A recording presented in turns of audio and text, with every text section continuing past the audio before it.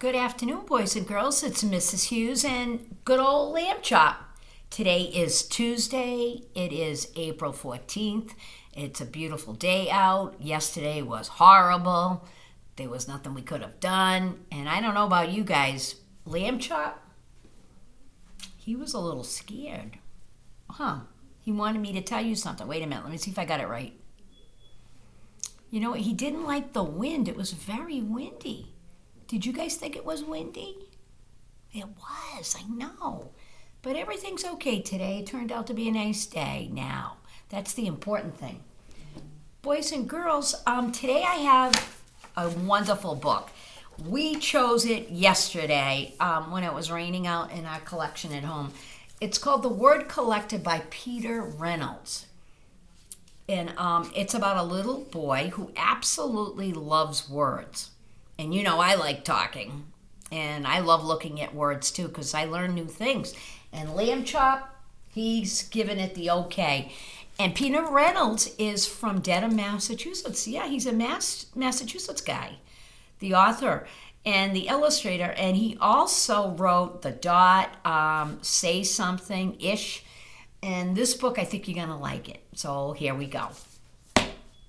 I will read and then show the pictures. You guys know the drill. Collectors collect things. Some collect stamps. Some collect coins. Some collect rocks and pebbles like Sylvester.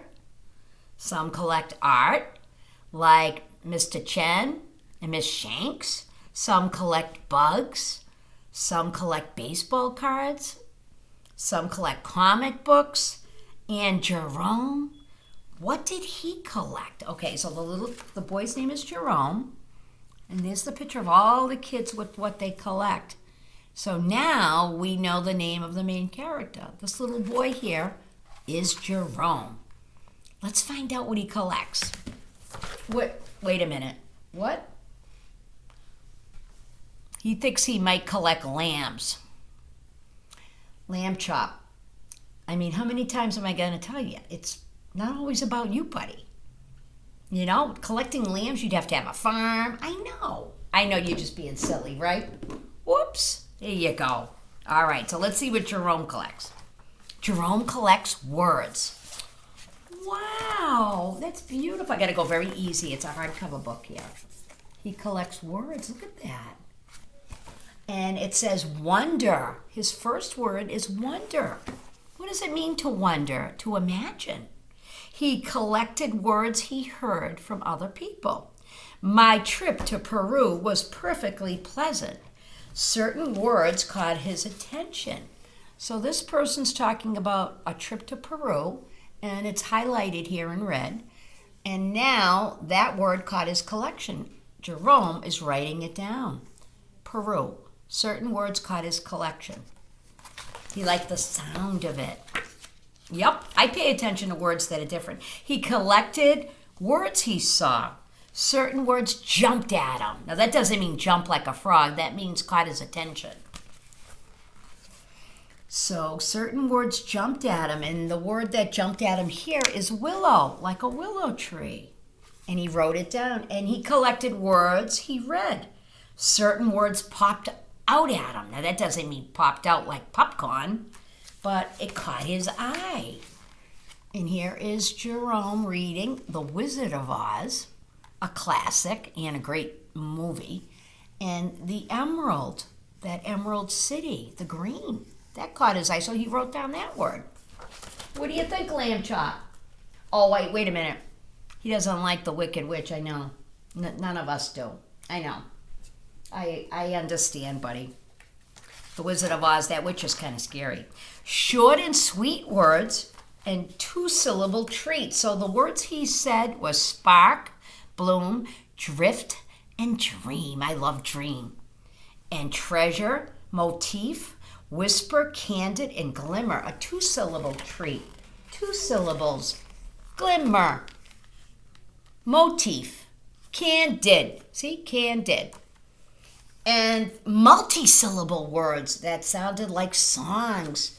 Guacamole. Oh, I love guacamole. And kaleidoscope. And you're wonderful.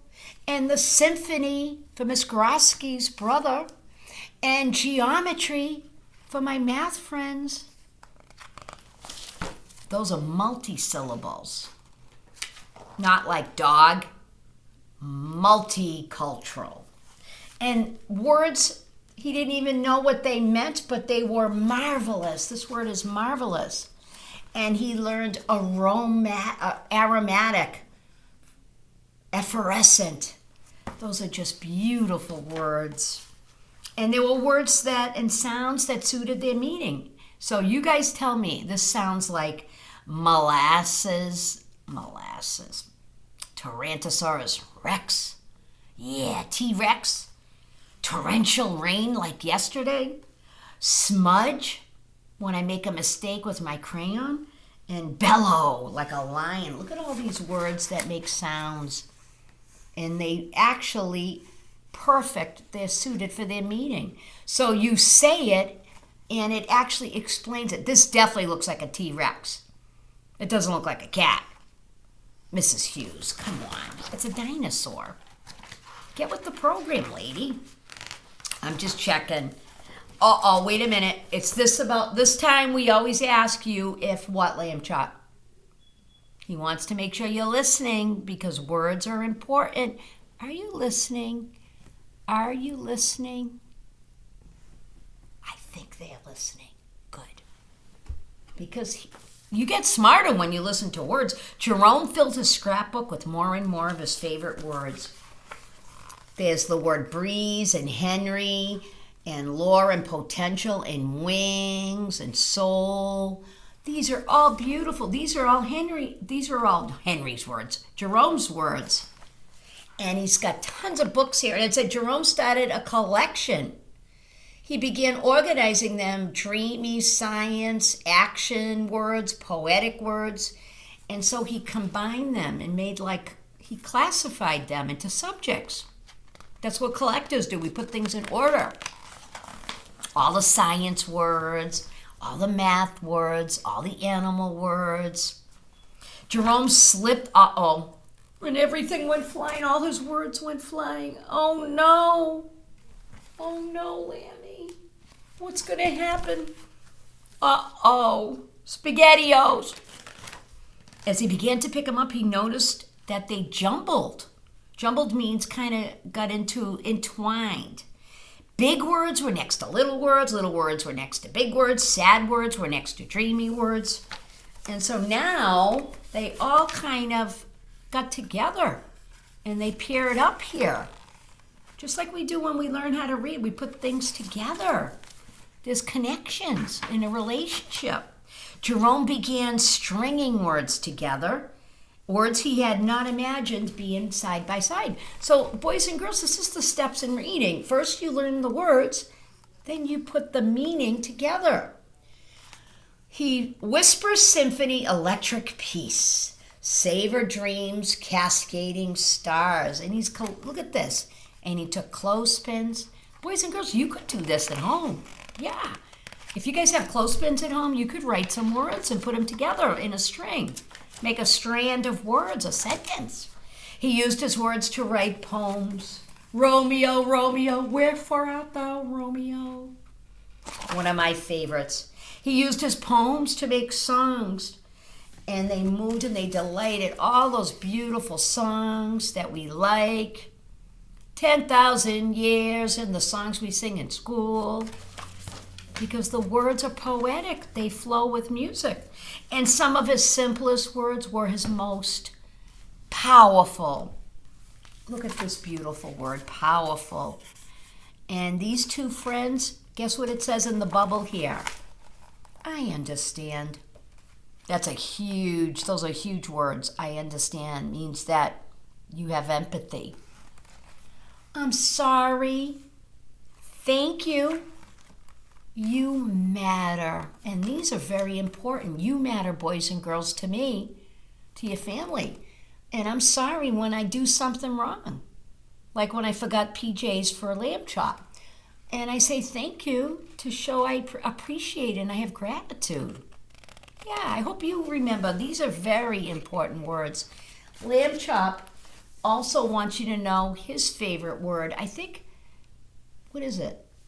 No, I know it's lambs, but I'm talking about something, a powerful word. Love. Me too, Lammy. Love is the best. Yeah. When you love someone, that's all that matters, right? So let's go. It's almost over. Let me go to the next page. Jerome eagerly collected more and more of his favorite words. Boys and girls, look at that cute little boy. And he's got the words peace, bohemian, like Bohemian Rhapsody, bungalow, light, brother, sister, and love. And boys and girls, if there's a last page, let's see, almost. The more words that he knew, he could share with the world what he was thinking, feeling, and dreaming. So the more words you know, the more you understand your world. One breezy afternoon, Jerome climbed the tallest hill, pulled a wagon filled with his collection. Boys and girls, look at how heavy this is. Look at Jerome. He's carrying all those words. And he's been collecting them for years. And you know what he did, boys and girls? Lamb chop. Uh-oh. Wait till you see. He smiled and he emptied them and he threw them out into the wind. Oh my goodness, look at all these words. Look at all the conversations. Look at all the nice things we think about and pretty things we see. Wow, let's see. He tossed them in the wind. I wonder why he did that. You know why? Let's see.